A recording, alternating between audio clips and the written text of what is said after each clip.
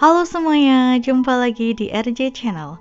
Untuk video kali ini, kami akan membawakan sebuah film komedi romantik yang rilis pada tahun 2006 dan berjudul Last Holiday. Film ini dibintangi oleh Queen Latifah. Tapi seperti biasa, silakan skip di sini buat yang gak mau kena spoiler, dan silakan subscribe untuk mendukung channel ini berkembang lebih baik lagi. Oke, let's check this out.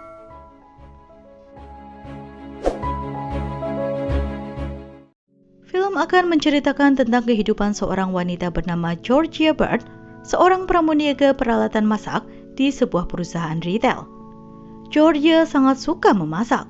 Ia mengikuti setiap demo masak dari chef terkenal, Chef Emeril, seperti yang dilakukannya saat ini. Saat hidangan yang dimasaknya telah siap, dia pun memanggil tetangga kecilnya yang bernama Darius untuk makan bersama. Tak lupa, sebelumnya dia memotret masakannya dan memasukkannya ke dalam buku yang menyimpan segala hal yang ia sukai dan impikan. Buku itu ia beri nama Book of Possibilities. Buku tentang segala hal yang menarik dan menjadi harapan dalam hidupnya. Di buku itu juga dia memajang foto editan dari seorang pria yang ditaksirnya, Sean Williams. Sean adalah seorang pramuniaga yang bekerja di tempat yang sama dengan Georgia. Namun selama ini Georgia hanya mampu mengaguminya tanpa berani untuk mengungkapkan perasaannya. Hari ini, Georgia menjalankan pekerjaannya seperti biasanya. Dia pun melakukan demo masak yang memang sudah menjadi program pekerjaannya di tiap hari Rabu. Namun kemudian manajernya datang dan menyuruh Georgia menghentikan demo masaknya karena menurutnya hal itu tak berguna dan hanya menghabiskan anggaran. Tak berapa lama kemudian, Sean muncul dan mengagetkan Georgia. Dia pun mencicipi masakan wanita itu yang ternyata sangat lezat. Georgia pun tersipu malu saat Sean memuji masakannya, hingga tanpa sengaja dia pun menjatuhkan alat masaknya dan justru kepalanya terbentur hingga ia pun pingsan. Sean pun membawa Georgia ke dokter yang disediakan oleh perusahaannya. Setelah melalui serangkaian pemeriksaan, dengan menyesal Dr. Gupta menyampaikan jika Georgia mengalami penyakit Lamington. Sebuah tumor menyerang kepalanya. Georgia pun merasa sangat kaget karena selama ini dia merasa jika dia sehat-sehat saja. Lalu Dr. Gupta pun berkonsultasi dengan rekan dokternya yang ternyata memberikan penjelasan yang sama tentang hasil CT scan yang dijalani oleh Georgia. Dan justru lebih mengagetkannya lagi, dokter itu mengatakan jika Georgia hanya memiliki waktu 3 minggu sebelum ajal menjemputnya. Sesampainya di rumah, Georgia pun meratapi nasibnya sambil membuka buku harapan miliknya. Georgia merasa Tuhan sangat tak adil padanya. Padahal dia telah bekerja sangat keras dan selalu berusaha menjadi orang yang baik, namun kini dia justru tak akan hidup lebih lama lagi. Setelah perenungannya, dia pun akhirnya memutuskan untuk melakukan semua hal yang ia inginkan selama ini tanpa perlu menahan diri lagi. Dan ia akan menghabiskan sisa hidupnya tanpa sebuah penyesalan. Keesokan harinya, Georgia menemui manajernya untuk berbicara dengannya. Namun manajernya itu justru mengabaikan Georgia hingga membuatnya kesal dan menghancurkan ponsel atasannya itu. Yes, I do. That's a $400 phone. Lalu dia pun berkata jika dia akan berhenti dari pekerjaannya. Manajer itu pun kaget dengan keputusan Georgia. Karena ternyata selama ini Georgia adalah pramuniaga dengan penjualan terbaik di perusahaan itu, meski ia tak pernah menyampaikan hal itu padanya, karena takut Georgia akan meminta kenaikan gaji. Mendengar hal itu, Georgia pun merasa semakin muak dan tak mengindahkan manajernya yang terus berusaha membujuknya membatalkan niatnya untuk resign dengan iming-iming kenaikan gaji. Setelah keluar dari pekerjaannya, Georgia bertemu dengan Sean yang ternyata ingin mengajaknya untuk menonton sebuah pertandingan Hornets yang akan diadakan 2 minggu lagi. Georgia tentu saja sangat senang Sean mau mengajaknya. Namun dia pun akhirnya menolak tawaran Sean karena dia tahu jika sisa hidupnya tinggal sedikit lagi. Dia bahkan tak yakin apakah 2 minggu lagi dia masih bisa melihat Sean. Sean terlihat kecewa mendengar penolakan dari Georgia. Kemudian Georgia pun pergi ke bank dan mengambil seluruh tabungan yang telah disimpannya selama 10 tahun bekerja di perusahaan retail, dan dia bahkan mencairkan semua saham yang diwariskan oleh ibunya. Dia berkata bahwa dia akan menghabiskan semua uang yang dimilikinya. Lalu dia pun segera memesan tiket pesawat terbang dan melakukan booking di Hotel Pub, sebuah hotel mewah yang sangat ingin didatanginya. Segera setelah itu, dia pun menaiki pesawat kelas 1 yang dipesannya dan menikmati segala fasilitas yang tak pernah ia rasakan sebelumnya. Georgia bahkan menyewa sebuah helikopter untuk sampai ke hotel karena dia tak mau menunggu jadwal antrian taksi. Hotel itu memiliki interior yang sangat mewah dengan tamu-tamu penting yang mendatanginya. Dia bahkan melihat bos retail tempatnya dulu bekerja, Cregan, berada di hotel itu bersama selingkuhannya, Nona Byrne. Georgia yang datang menggunakan helikopter dan memesan kamar President Suite membuat manajer hotel dan para pelayan memberikan servis terbaik mereka. Dia pun dengan baik hati memberikan tips yang banyak bagi pelayan yang mengantarnya ke kamar. Setelah itu, dia pun mendatangi sebuah butik mahal dan membeli pakaian-pakaian mewah untuk ia kenakan. Saat makan malam, Georgia merasa sangat bahagia saat mengetahui jika Chef Didion, salah satu chef favoritnya yang bertanggung jawab di restoran itu. Dia pun memesan semua menu andalan chef itu, hingga Chef Didion yang mendapatkan order semua menu spesialnya merasa sangat senang dan menemui Georgia yang memuji hasil masakannya. Chef itu pun merasa sangat senang karena Georgia sangat menghargai masakan karyanya. Di tempat yang sama, Cregan sedang makan malam bersama Senator Dillings dan anggota Kongres lainnya. Dia berusaha menyuap para petinggi itu untuk memuluskan perizinan perusahaan retailnya. Pada saat itu, kehadiran Georgia yang disambut hangat Chef Didion membuat seisi meja Cregan penasaran tentang siapa Georgia yang mendapatkan sambutan spesial dari chef itu. Padahal Cregan merasa ia adalah tamu penting di sana, namun Chef Didion justru lebih memilih untuk menyapa Georgia. Keesokan harinya, Georgia yang selalu memimpikan bisa bermain ski, akhirnya memutuskan untuk berlatih snowboard. Namun ia tak bisa mengendalikan papan seluncurnya hingga ia melaju di lintasan tanpa arah. Cregan yang penasaran dengan identitas Georgia pun mendekatinya. Namun laju snowboard Georgia menjadi semakin tak terkendali dan membuat Cregan terjatuh. Dia pun merasa semakin kesal pada wanita itu. Pada sore harinya, dia pun pergi ke spa dan menikmati pelayanan spa yang tak pernah ia rasakan sebelumnya. Ternyata di sana ada Nona Byrne yang sedang dipijit. Georgia mendengar wanita itu memarahi terapisnya karena memijitnya terlalu keras. Georgia pun mendatangi Nona Byrne dan memperingatinya untuk tak berkata kasar pada terapisnya, karena mereka hanya melakukan pekerjaannya dan mereka pun juga manusia. Nona Byrne tak bisa membantah Georgia karena dia berpikir Georgia adalah wanita yang sangat kaya dan penting hingga dia harus menahan diri. Setelah itu dia pun mendekati Georgia dan bercerita jika dia sebenarnya tak ingin menjadi seorang selingkuhan. Dia melakukannya karena Cregan menjanjikan akan menceraikan istrinya. Dan dia yang tak berpendidikan tinggi takut dipecat jika ia menolak ajakan Cregan untuk menjadi selingkuhannya. Mendengar hal itu, Georgia pun menasihati Nona Byrne dan berkata bahwa laki-laki seperti Cregan tak mungkin menceraikan istrinya. Dia hanya memanfaatkan Nona Byrne, dan dia pun menyarankan Nona Byrne untuk melanjutkan sekolahnya jika dia khawatir akan masa depan pekerjaannya. Nona Byrne pun mulai merenungkan kata-kata Georgia. Pada saat makan malam, Senator Dillings mengajak Georgia untuk makan satu meja dengan dirinya dan juga Cregan. Namun tiba-tiba seorang pelayan datang dan memberitahu Georgia jika Chef Didion telah menyiapkan sebuah meja istimewa untuk Georgia. Mendengar hal itu, Georgia pun kini menawarkan Senator Dillings untuk bergabung di mejanya. Semua orang pun kini berkumpul di meja Georgia.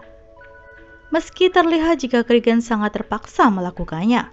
Cregan adalah tipe orang yang tak ingin disaingi dan merasa tak senang jika ada orang lain yang dianggap lebih penting dan menjadi pusat perhatian selain dirinya.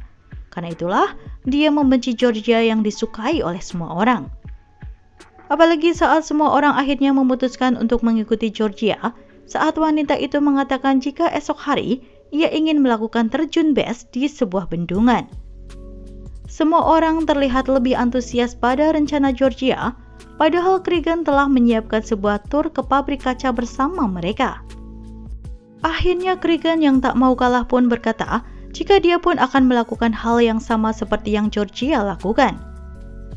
Maka keesokan harinya, mereka berdua pun telah berpakaian lengkap dan berdiri di tepi bendungan untuk melakukan terjun payung.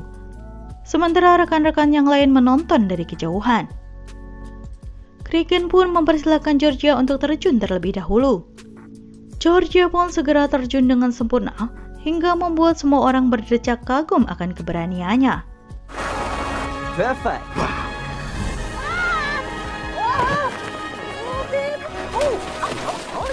Namun saat giliran Cregan datang, pria itu pun mengurungkan niatnya karena ketakutan. Dan untuk menyembunyikan rasa malunya, dia pun beralasan jika ada kesalahan teknis pada bajunya. Semua orang pun sangat kecewa melihat Cregan yang pengecut. Lalu Cregan pun meminta Miss Gunter, pelayan hotel, untuk menyelidiki siapa sebenarnya Georgia. Sementara itu kini Georgia bertaruh di kasino bersama teman-temannya. Keberuntungan sepertinya sedang mendatanginya hingga ia pun menang berkali-kali meski bertaruh pada angka yang sama. Bahkan teman-temannya pun mengikuti angka taruhan yang dipilih oleh Georgia. Here we go. Come on. 17.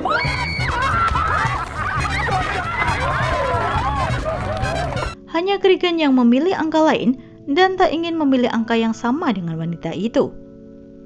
Akhirnya setelah 3 kali bertaruh pada angka yang sama dan selalu menang, Georgia pun memenangkan uang sekitar $100.000. Mereka pun sangat senang pada malam itu. Pada saat yang sama, Miss Gunter menyelidiki barang-barang Georgia. Dia pun menemukan kartu pegawai Georgia yang menyebutkan jika wanita itu adalah marketing di perusahaan yang dimiliki oleh Cregan. Selain itu, Miss Gunter juga menemukan surat yang Georgia tulis untuk saudarinya. Tertulis jika penyakit Georgia kini semakin parah dan dia berkeinginan untuk dikremasi jika ia meninggal nanti.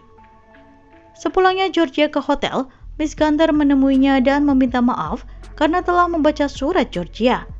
Dia pun memeluk Georgia karena merasa bersalah dan bersimpati akan nasib wanita itu. Georgia pun memaafkan Miss Gunter dan memintanya untuk tak menceritakan hal itu pada siapapun. Setelah itu, Miss Gunter menemui Cregan dan mengatakan jika tak ada suatu hal aneh pun yang ia temukan pada Georgia, dan dia pun mengembalikan uang yang Cregan berikan padanya sebelumnya. Pada malam tahun baru, Georgia pun mendatangi Chef Didion yang sedang kekurangan pegawai di dapurnya. Ia berniat ke situ untuk membantu chef itu. Mereka pun mulai memasak bersama dengan bahagia.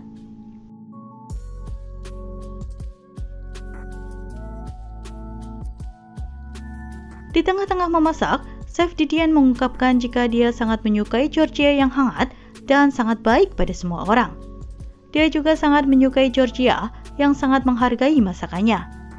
Namun dia juga prihatin dengan nasib Georgia. Ternyata Chef Didion telah mengetahui kondisi Georgia dari Miss Gunter.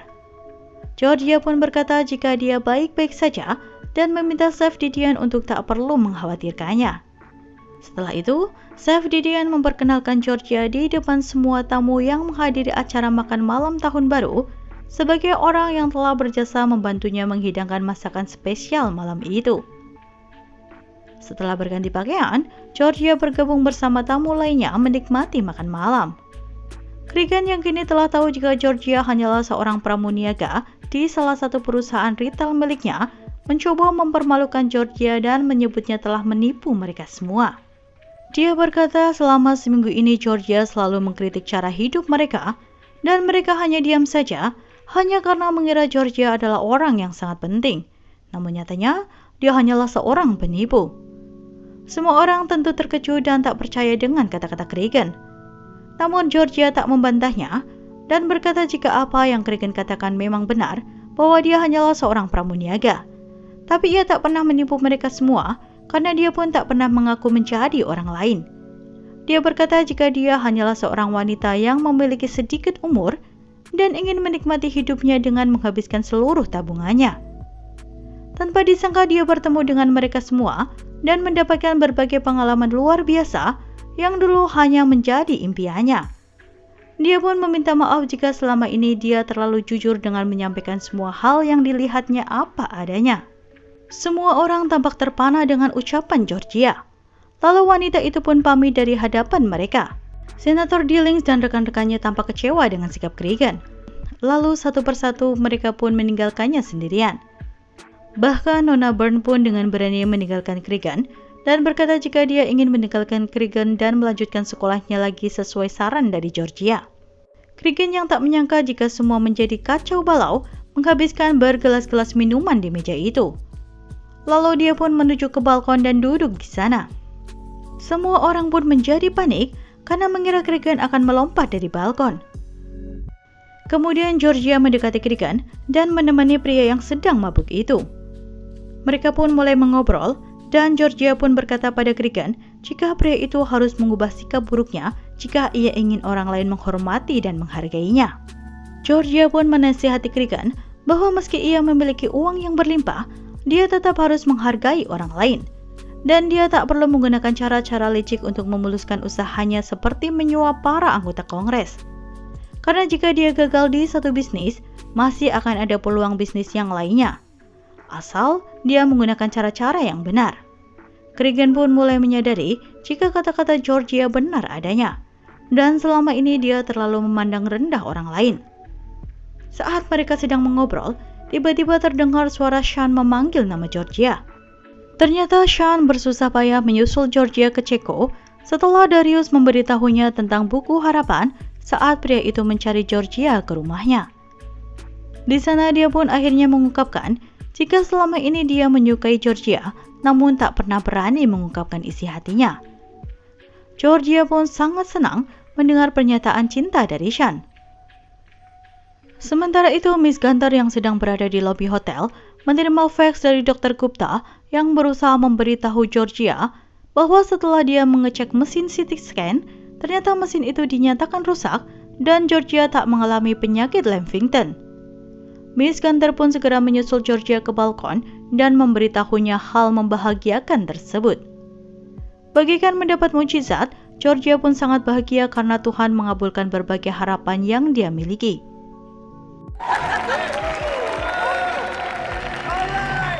Lalu mereka semua pun turun dari balkon itu.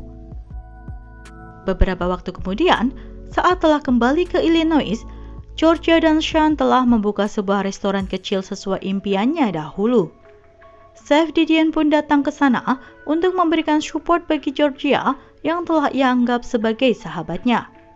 Banyak orang datang dan mengucapkan selamat atas pembukaan restoran Georgia.